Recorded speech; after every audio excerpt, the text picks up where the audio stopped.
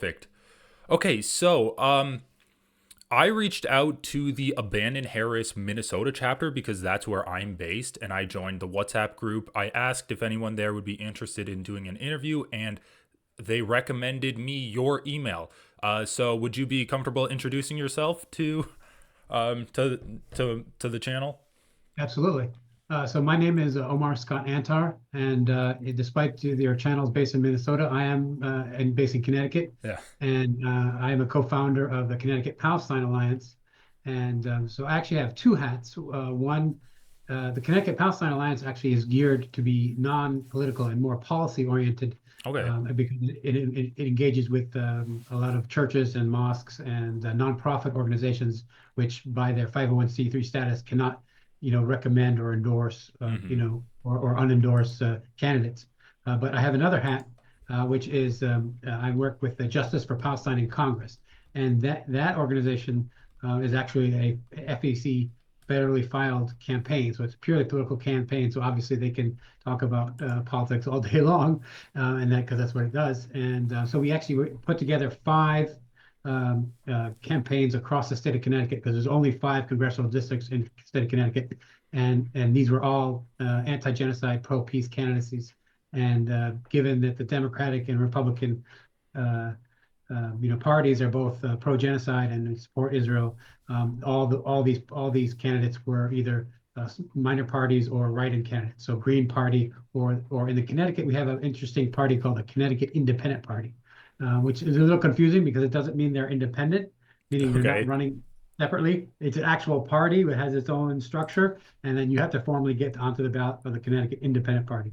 But yes, and so I also worked with the Abandon Biden and then became Abandon Harris movement, Mm-hmm. and here in the state of Connecticut, and we pushed for obviously the uncommitted, vote Yeah. in the state of Connecticut during the primary, and we in the state of Connecticut we were able to get 11.5% of the Democratic primary vote on the presidential level against Biden at that time to be vote uncommitted, and I think Michigan was a little bit better. I think it Yeah. had like 13%.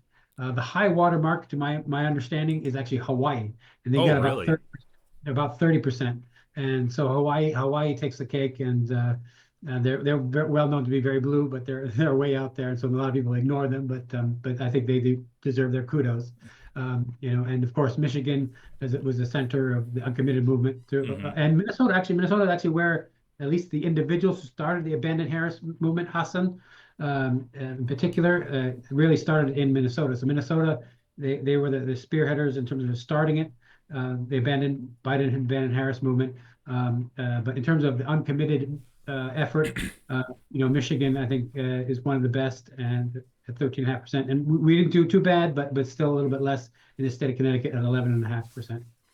Yeah, and that uncommitted movement is kind of something that really stuck out to me in this election process because it seemed kind of like that was almost like the most power that people had in terms of actually getting a message across to the Democratic candidates and saying that this is a big issue to us and you're going to tank your campaign unless you actually come to terms with the facts that this is a big issue that you need to deal with.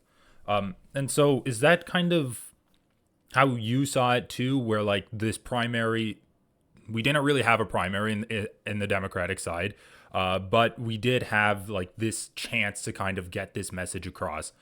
So when coming into the primary, and I know that in the abandoned Biden and abandoned Harris movement, everyone has different politics, but everyone's goal is the same: to end the genocide that's happening in Gaza. So coming into the primary, what was kind of your thought? Because I know a lot of people were like, okay, I'm open to voting for Kamala Harris or Joe Biden if they do change their positions on these things. But then there are also people that said, you know what, they've already lost my vote. It doesn't matter what they can do. I'm going to either vote third party, I'm going to vote for Trump, I'm going to stay home. So, kind of, what was your thought, and what was the thought process of the people that you're involved with? Yeah, so I think in general we were trying all of the above. And so the uncommitted movement in particular was focused on the Democratic Party and working within the Democratic Party.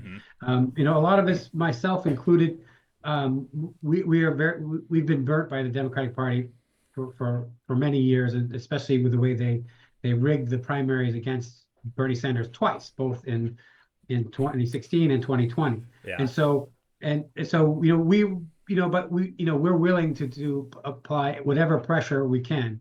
In the state of Connecticut, it's actually a very strict primary system. So you have to be a registered Democrat to vote in a Democratic primary. It's not open. Like I think in New Hampshire, it's open, and maybe other different states. But in the state of Connecticut, it's kind of very restrictive.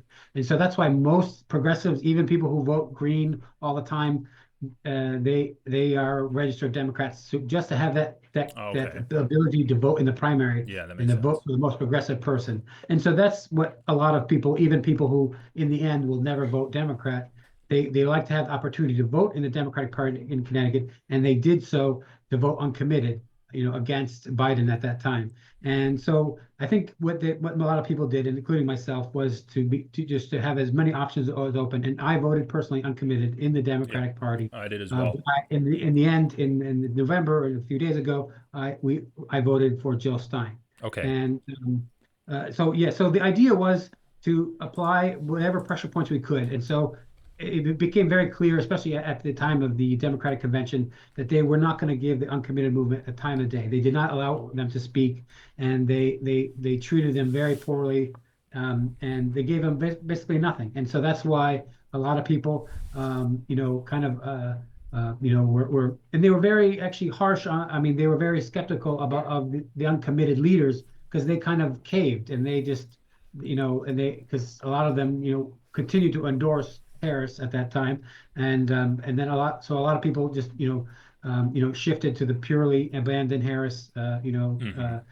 campaign, and near the end, the abandoned Harris, they elected to endorse Jill Stein at the end, and because actually the abandoned Biden full name was really abandoned Biden, uh, abandoned Trump, because from the very Yeah. start they never advocated voting for Trump, and so in the end that reflected in their final endorsement, which was for Jill Stein and the Green Party.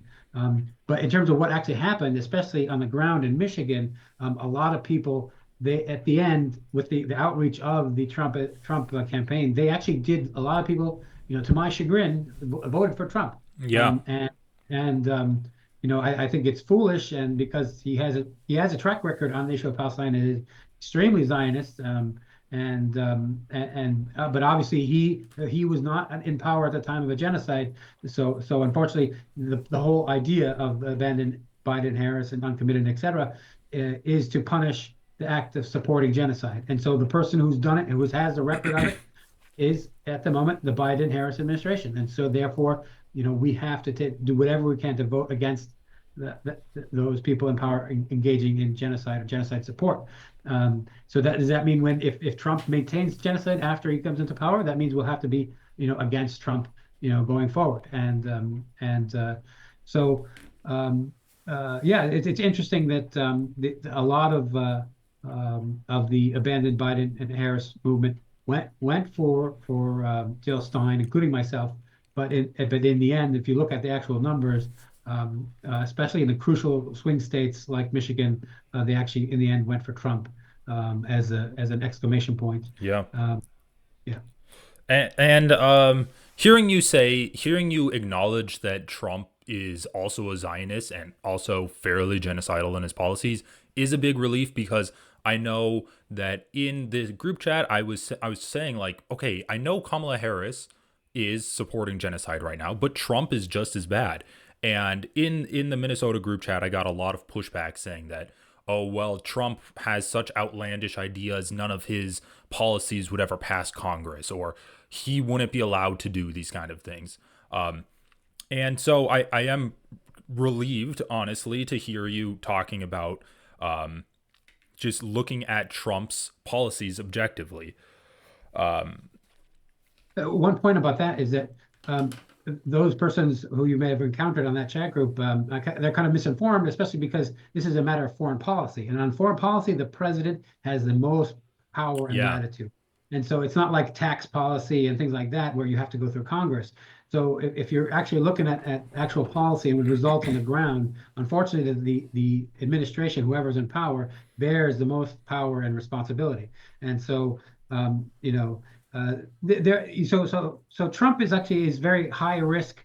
You know, in that he can actually be much worse on the issue of Hmm. Palestine and genocide, but he also has this weird tendency to be unpredictable and can actually be better, but not for any benevolent reason, but just because if you insult him personally and you hurt his political standing, he'll turn on you. You know, whether you're Netanyahu or anything else. You know, Right. he and Netanyahu have a personal beef.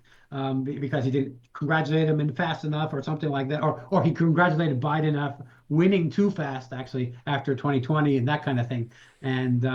And so he's willing to turn on people for personal, geopolitically turn on people for personal reasons. So that's why, it's not 100% guaranteed that he will be worse, but at least on his political views or track record, he's more Zionist than you would say, uh, at least on the surface, Biden and Harris. Yeah. But in terms of the actual bombs delivered on the ground and deaths, there's just no way to go around what the Biden and Harris administration have done. And so there's just no way that anyone could vote for them and support their genocide, regardless of what you think in the future Trump may do. You know. Yeah, and I personally voted for Kamala Harris, simply because, in my view, I don't think that there's a chance that Trump is better in terms of the genocide than Kamala Harris is. If anything, in my view, he would be doing kind of the same old foreign policy that Biden's doing. Maybe he'll speed it up. And honestly, if even Kamala Harris's immigration policy and her stance on refugees is better, and we could even save like one single Palestinian life by voting for Kamala Harris, I would do that. And for me personally, I don't see it as a punishment to Kamala Harris to not getting her elected, because she's an extremely wealthy woman. She's done extremely well in politics. She's not going to be punished for kicking her out. And I know a lot of voters do see this as kind of their one chance to let's just say, like, get to punish the person that's committing these atrocities, but it's just not really how it works to me. And I was kind of a big reason why I reached out and wanted to talk to someone from the Abandon Harris campaign is because I was listening to an interview with the head of the Minnesota chapter, and the person on NPR was talking about how a lot of people did end up breaking for Trump, as you described, and how they're happy with that because it is a punishment of Kamala Harris. And of course, like, you can't be too mad about Kamala Harris not winning when she was a part of the administration that is facilitating this genocide. But it's just bad all around. So, I'll oh yeah, make go one point ahead. if I may. Yeah. So on the issue of so one issue that actually is pretty interesting is the issue of Iran and actually what J.D. Vance had said. I don't know if Okay. you caught it, but J.D. Vance said that the interests of the United States and Israel are not 100% aligned. He said sometimes they'll be aligned, but sometimes they'll differ. And so he said that, especially with respect to Iran, he said that he does not view war with Iran as something that should go forward. So this is an interesting twist in that the American firsters, if they're most of the time they're hypocritical and they often put Israel first, but this is one stance where actually he said this, I think, on a podcast, and he said that he doesn't view war with Iran as something that he would advocate. And this is very different from Hmm. the traditional neoconservatives that filled even the Trump administration in the past, like Pompeo Right. and others.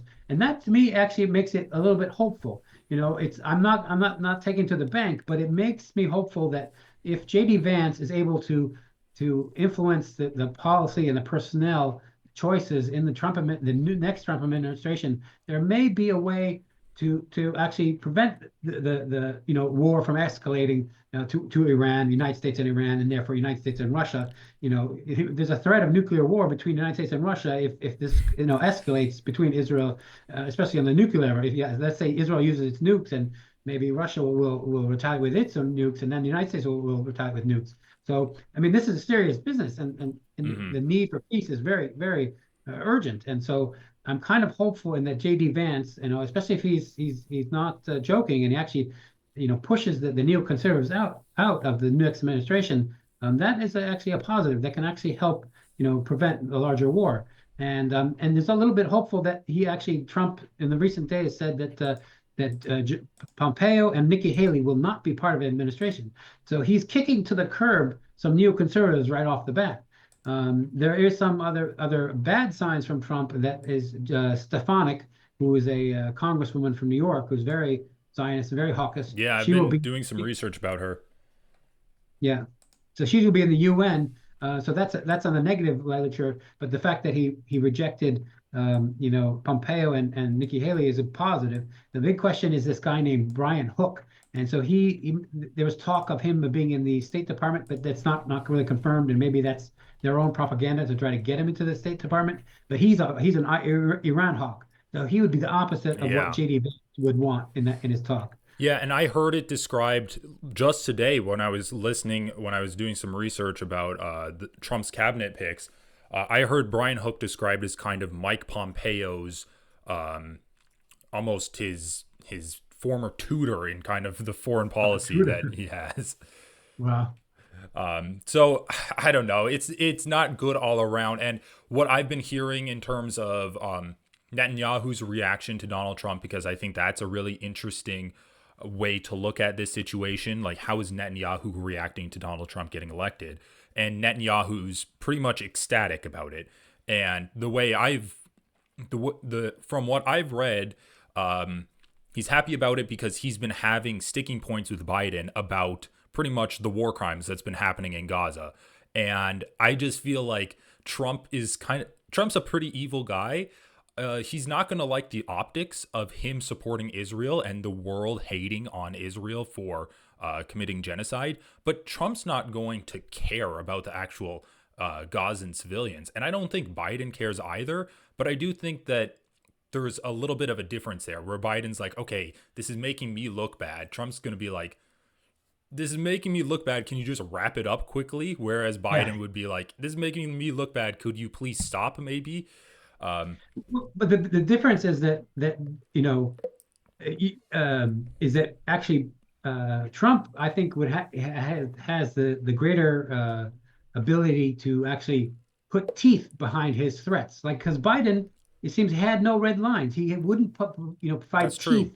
He, like, with terms of restricting weapons or restricting votes in the United Nations Security Council. And so in effect, Netanyahu just ran right over him and just made a fool and humiliated Biden this whole entire year. And so Trump, I think, has his personal ego that would make him not stand for being humiliated. And so when something makes him look bad, he's willing to push back and to restrict weapons. Because like there was a slight delay in one weapons shipment in one time Hmm. by Biden, and Biden got reamed by the Republican Yeah. Senate. By But Elise but Stefanik. She's one yeah, of the people that led the charge. yeah. But Trump, he can just yell back at the Republicans and say, "I'll motivate my Trump voters and throw you out in the next election cycle." And so he can swat away the Republican senators and congressmen like nothing because he is the party. That's There's no true. question about that. Yeah, and um that's an interesting way to think about it. Of course I wouldn't want to flip the coin where if one side of the coin is Trump gets mad at Netanyahu and then pulls out of Israel, and then Israel's like, okay, well, we'll just keep slowly expanding our borders and our colonialization efforts. And then the other side of the coin is that Trump's just like, all right, just kill everyone in Gaza.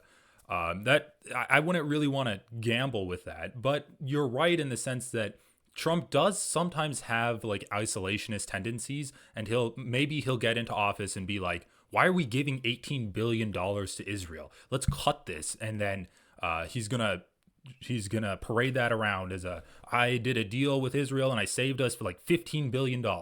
So you're Yeah. right that like we have seen that before from Donald Trump, and maybe that is a good prospect for the future. Yeah. Yeah, it's a balancing act. We don't know who's gonna win out, because on one side there's the donors of Miriam Adelson and Paul Singer. They gave $100 million, Yeah. and they have a price that they want. And I think at least if the media is correct, it's like annexation of the West Bank. But on the That's what other I've hand, read there's too. JD Vance and the America Firsters, who don't want to go to war with Iran, and of course, and then there's Trump's personal personal optics, that he doesn't want a genocide besmirking him, and so he and has personal issues with Netanyahu. So who will win out is a very interesting balance that we don't know what's going to come to fruition. Yeah. And again, my main two reasons that I think Donald Trump is going to be worse on Gaza than Kamala Harris and even Joe Biden is because he is getting millions, like hundreds of millions of dollars from pro-Israeli lobbies, and Miriam Adelson, obviously, the reporting is that she wants Trump to be able to annex the West Bank. We have seen Donald Trump, when he was president 4 years ago, carry out a series of foreign policy decisions that kind of created even more tensions between Palestine and Israel. And then also is kind of his anti-free speech bend that he has. And I know you were talking about, oh, well, if Donald Trump gets elected, we're going to just have to make our opinions known to him. But his ambassador to the United Nations is famous for going after anti-genocide protests on college campuses. So that's like a big issue to me. And I know Donald Trump has been talking about how he wants to use the military on American citizens. He says he Yeah, wants yeah, to deport American citizens, yeah, especially the college students that might yeah, not be American citizens, but they're studying in America and they're taking part in these rallies. So that's a mm, that's a pretty big issue to me. I feel yeah, like Kamala Harris would always be more easily protested than Donald Trump would be. That's kind yeah, of like a big reason why I think that she would be more, even if she gets into office and she doesn't have an immediate change of policy, like over time, I see that she would be more pliable than Donald Trump by the anti-genocide protesters. yeah. I agree with you in that in respect. Elon Musk and Donald Trump, they claim to be pro free speech, but that is complete hypocrisy, because what they really mean is they're pro right wing speech. They're pro their own speech. But for Yeah. speech that they disagree with, especially stuff that's sensitive like the issue of Palestine, they're willing to gut the free speech protections, and, as you said, deport people who are on student visas from other countries, and apply all kinds of repression against student protesters. Actually, in Connecticut, we have 4 encampment protesters, at Yale University, at UConn, and Storrs, at Trinity College, and Wesleyan University. And actually, the Connecticut Palestine Alliance is doing a lot of work to support these protesters and their encampments, because they're charged, criminally in the Yeah. legal system, but also they're suffering academically. And so we're here to support them, on the both fronts, and one of which is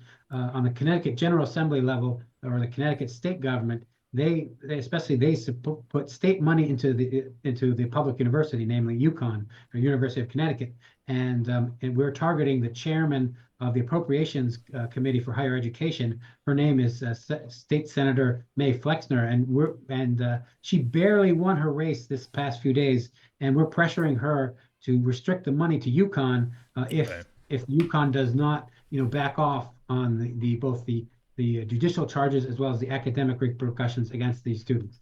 And so that's kind of a big focus of us, is free speech, especially with these encampment protesters here in Connecticut. Yeah, that sounds like really important work.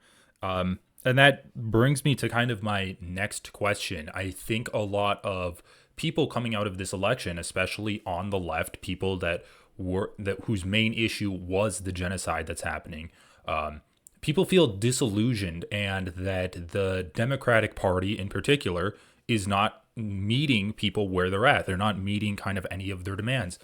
And I think coming out of this election, a lot of people are wondering, how can we get this Democratic Party that is our only hope to actually get change done, because the Republicans, I mean, they're so far gone, in my opinion. Their domestic policy, their foreign policy, it seems like the Democratic Party is our best hope.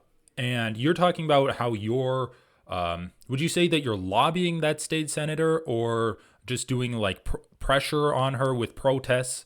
Like, Both. how could you describe a little bit more of how you're actually pressuring kind of like your local politicians to meet your demands? Yeah, so as I mentioned, I had two hats. One is the Connecticut Palestine Alliance, but other is the Justice for Palestine in Congress, and that was a campaigns that we ran. And one of those campaigns that we ran was against this in Senate, Connecticut State Senate District 29, which is Mae Flexner's district, and Right. she is the chairwoman of the Appropriations Subcommittee for Higher Education, and so it was a Green Party candidate, but her margin of victory, or margin of votes, the Green Party's, was greater than her margin of victory. So the incumbent still won, the Democrats still won, Okay. but it was such a slim margin, it was less than 1%. And that margin of victory was less than the total of votes of the Green Party candidate. So if she was very pro-Palestine and had actually signed a permanent ceasefire letter that the Connecticut Palestine Alliance asked her on more than one occasion to co-sign, which she did not, if she had actually co-signed it and actually advocated and came for votes on the issue of Palestine, especially at UConn stores on the campus with the students, she would have definitely had a much greater margin of victory, Hmm. and had no problem dealing with this Green Party candidacy, because the whole purpose of that Green Party candidacy was to highlight her lack of amenability to the issue of Palestine and this protecting the students of the Gaza encampment in April. And so we pressured her electorally just to take votes away from her, and in a sense we were successful. We didn't throw her out. If it was up to me, we would throw her out if she had greater, Hmm. if the Green Party candidate had even more votes. But the other side is the Connecticut Palestine Alliance. We asked her about policy. We asked her about co-signing a letter asking for a permanent ceasefire, and we will be in the future asking her to actually take action against the UConn administration to defend the Gaza encampment protesters. And so we're doing two, like a pincer movement, electorally as Yeah, well as policy wise. that makes a lot of sense. Um, and so, so have you seen results of kind of that? You're weighing that leverage that you have over her by getting so much support for your candidate. Have you seen that have an impact? Because I think that there is real evidence that the Muslim vote did impact this election. A lot of people were really turned off because they had family members that were being killed, um, and also a lot of young people that really care deeply about the genocide that's happening. Like, I personally am not Muslim, but I still care, and that's a huge issue for me. So I think that that kind of had a chilling effect on Democratic turnout, and even an increased vote for Donald Trump. Yeah. However, in the week since this election, we haven't, at least the people that I've seen talking about it, and like the people on this legacy news media, um, that have been analyzing, why did Kamala Harris lose? Why did she lose? What can we do to, oh no, my Zoom's running out of time. What did she do that, or what can we do to not lose in the future? And I haven't heard anyone say, let's be less genocidal. And that's kind of my biggest issue. Yeah. I actually saw a few, Okay. maybe only two people on the media mentioned the issue of Gaza. All right, I'll But have of to course, check it out. they happen to be African American, and I think that's a big clue in that African Americans, even non-Muslim African Americans, they're very sensitive to this issue because they can see discrimination from Yeah. a mile away. And Ta-Nehisi Coates has been on this case of the apartheid that he saw in Hebron in Israel himself. And so it is rare to see it on mainstream media, and I think that's by design because they exclude those voices from the Mm-hmm. start, so you would never see them. And so you had to look in YouTube and different places here and there, and Yeah. these African, but these were African American, Democratic.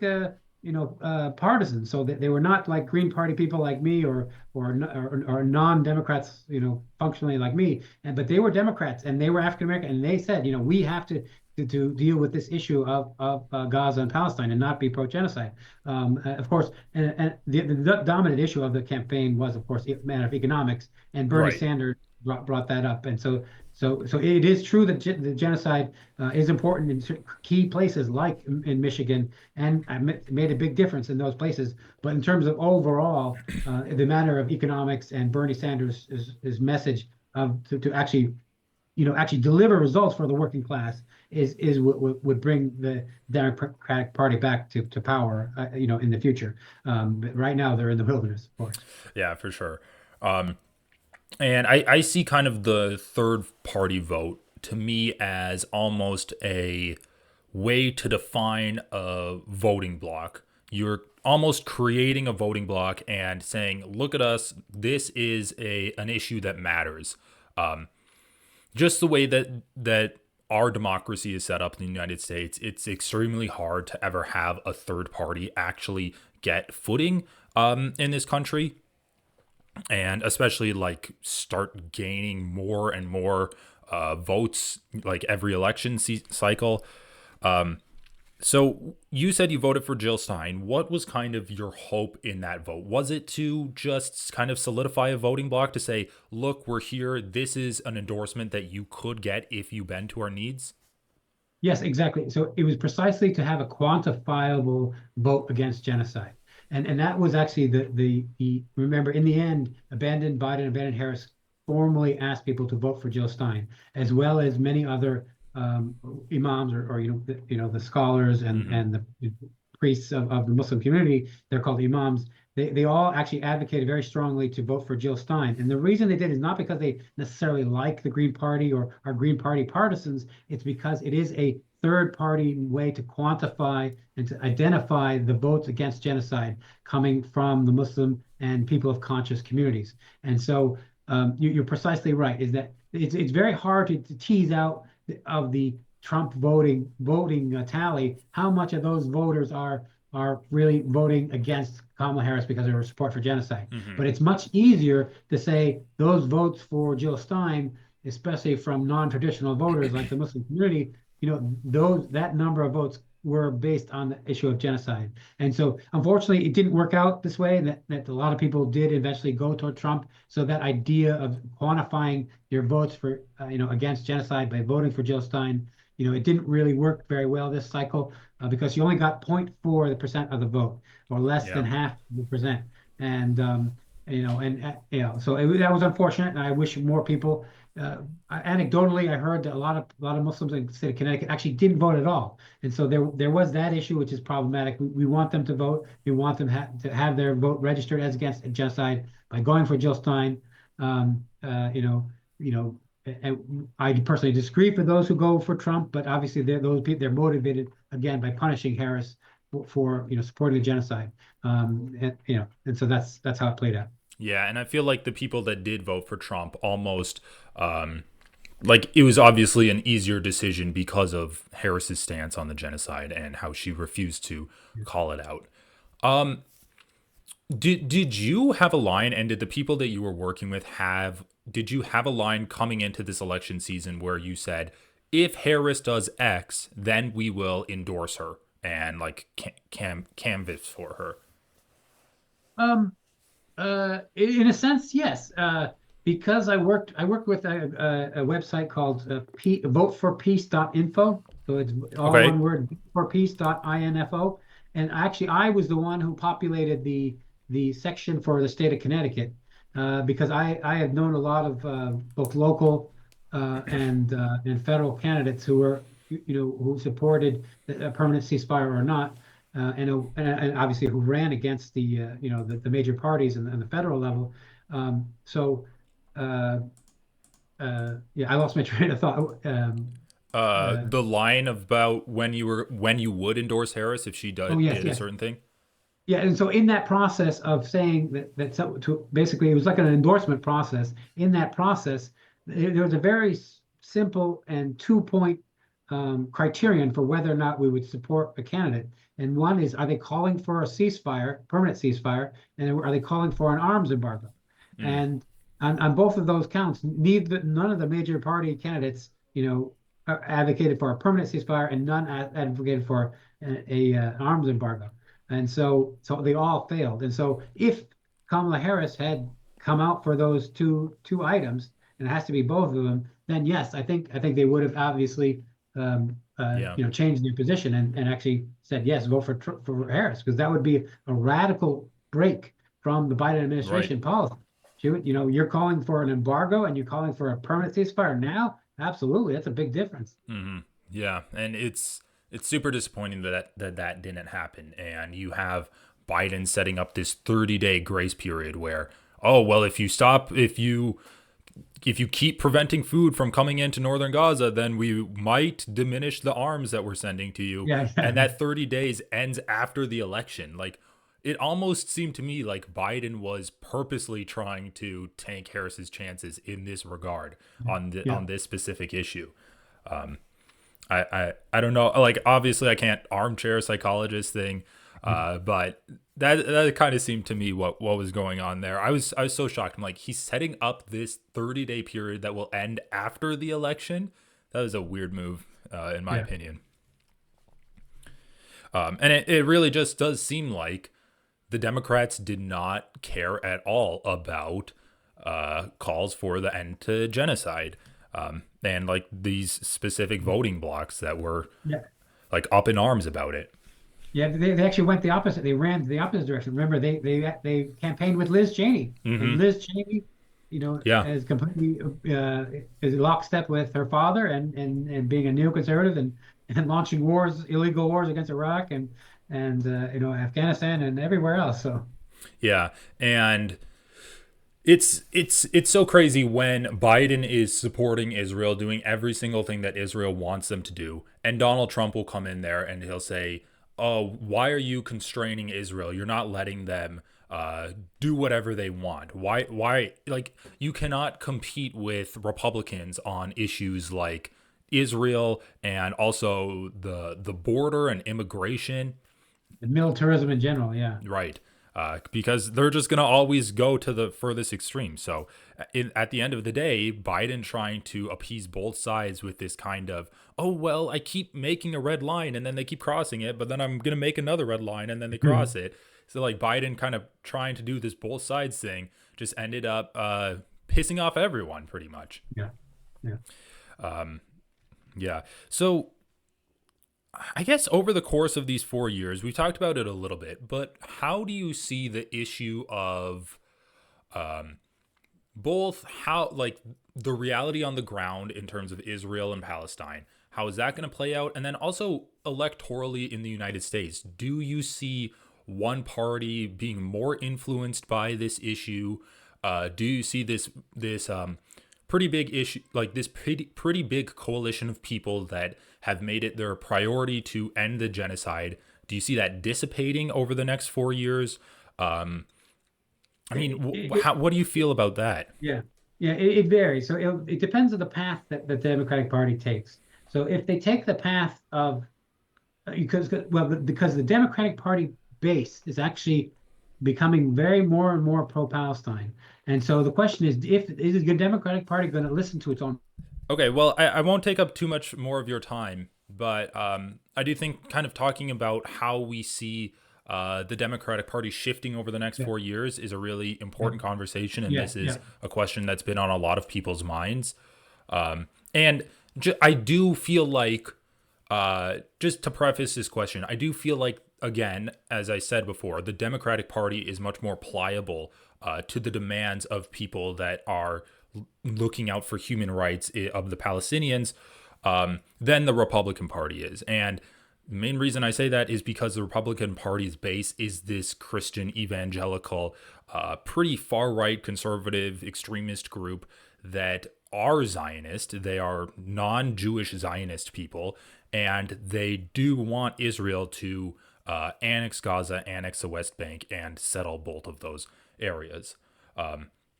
And why would the Republicans listen to people that are pointing out the human rights of Palestinians when their base is demanding for their removal.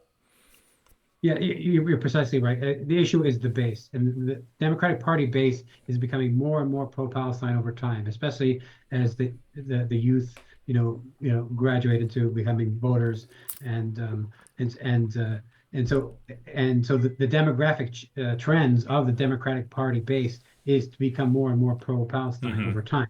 And so just by the sheer demographics and trends, the Democratic Party will be the party to be more pro-Palestine over time. But that assumes that the Democratic Party will eventually accept the policy choices of its base over time. Because Yeah. right now, even right now, there's a very strong pro-Palestine section of the Democratic Party that the leadership of the Democratic has shut out, and they've shut out to appeal to their donors and powerful donors. And so, if they're willing to stand up to their donors and appeal to their base, the Democratic Party will become the more pro-Palestine party. But the issue of money is why do they accept the donors' money or appeal to the donors' policy choices is precisely because elections are very costly, and so Yeah. it means there has to be another source of funds for the Democratic Party in the future. And the model has been established, and it's been established by Bernie Sanders. Bernie Sanders' campaign was extremely wealthy. They had plenty of money. They weren't suffering because of any money because of the mass grassroots donations across the nation. Right. And so they have to establish that same funding model that is distributed among the entire, general populace, especially the working class populace who are giving small dollar donations, $27, most famous. And if they return to those roots, then they will be very successful. They'll take back the working class from the Trump and the MAGA and the Republicans, but of course they have to deliver. They can't be dishonest the way they are in the current, DLC and current Democratic leadership. And if they start delivering and they have candidates who are sincere and honest and collect money on a scale that can match the Republicans through small dollar donations, then that's the path to success. But if they continue on their current status, which is heavily dependent on really rich donors and only appeal to their policy choices, which is very pro-Zionist, then they're doomed for failure because they'll appeal only to the small, very educated, PhDs and master's degrees people in the urban Yeah. centers of the Northeast The small and the West. business owners. Um, Yeah. yeah, and I 100% agree with what you're talking about. It does just seem like I've been of the belief that money in politics is kind of the root of all evils for a while now. And that's a huge reason why I was so supportive of Bernie Sanders in 2016 and in 2020, and so crushed to kind of see him shut out by the DNC in both of those times. So, do you think that there is like something that I know, like people want to be active now? We just lost an election. It's a feel bad moment, but I think that people could feel a little bit better if they can actually do something, if they can actually start to make a difference and set up for the next election, both in the midterms and in 2028. You wear a lot of hats. It feels like every 5 minutes you talk about another website or organization that you're working on. So how would you recommend people get involved in their local progressive organizations and stuff like that? Is there kind of a state by state thing that you would recommend people check out, or I don't know, like a lot Yes, of well, people don't really know. there are national organizations that have state chapters.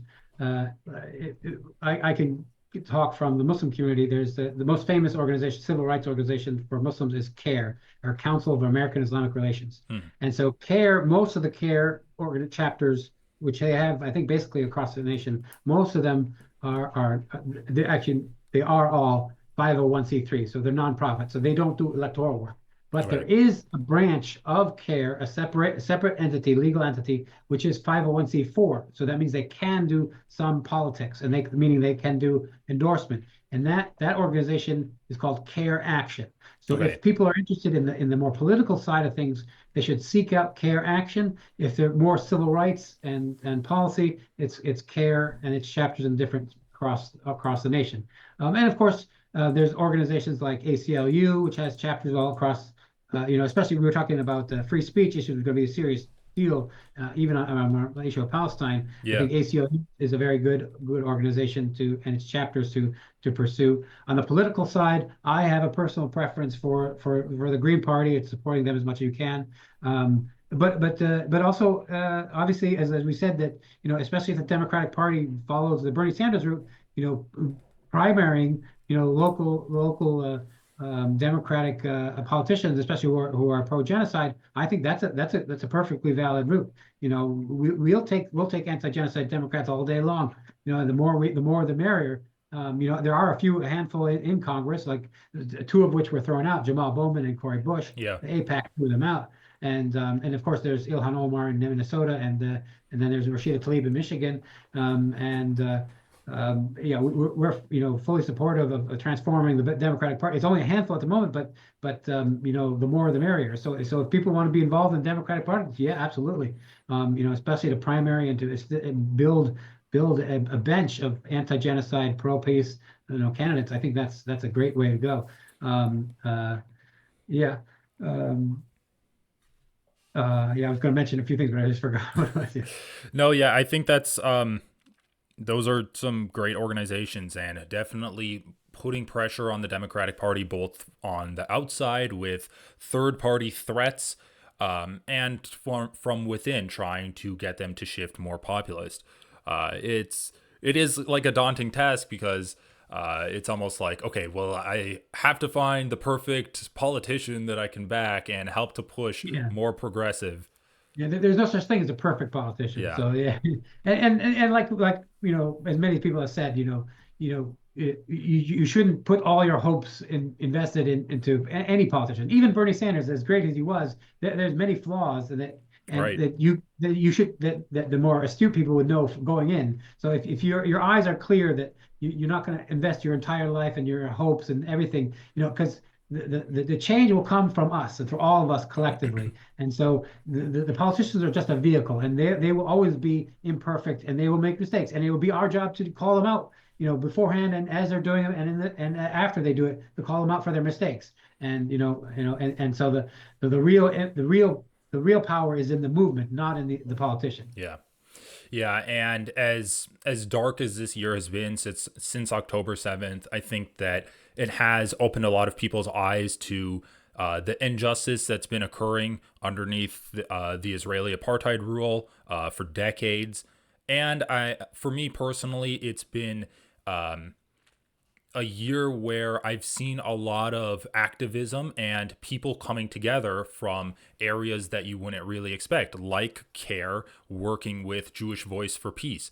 And Yeah, you yeah, do get this combination of different groups coming together, fighting for a common cause, not only in America, but all across the world. And I don't know if you watch Curb Your Enthusiasm, if you've seen that at all, but only a little bit. I mean, because growing up, the only real instance I had of the Palestinian conflict with Israel is a Curb Your Enthusiasm episode where they did the Palestinian chicken. And at the end Yes, of yeah, the episode, it's the Jewish people and the Palestinians. And I mean, it's extremely hilarious, but it's presented as a fact of life that Palestinians and Jews just hate each other. And they don't really dive into all of the issues and the reasons and that developed this conflict. yeah, But I do think that as bad as it's been a learning opportunity for people. And I think that it's getting people a lot more tuned into not only United States foreign policy, but kind of like power dynamics within the United States as well. yeah, yeah, And I mean, we just gotta try to take the positives out of this horrible situation that we find yeah. ourselves in, and we find our politicians supporting. Absolutely. Yeah. Oh, Well, technically, I just want to say that technically, I'm actually a paying member of the Jewish Voices for Peace. So even though I'm personally Muslim, okay, awesome.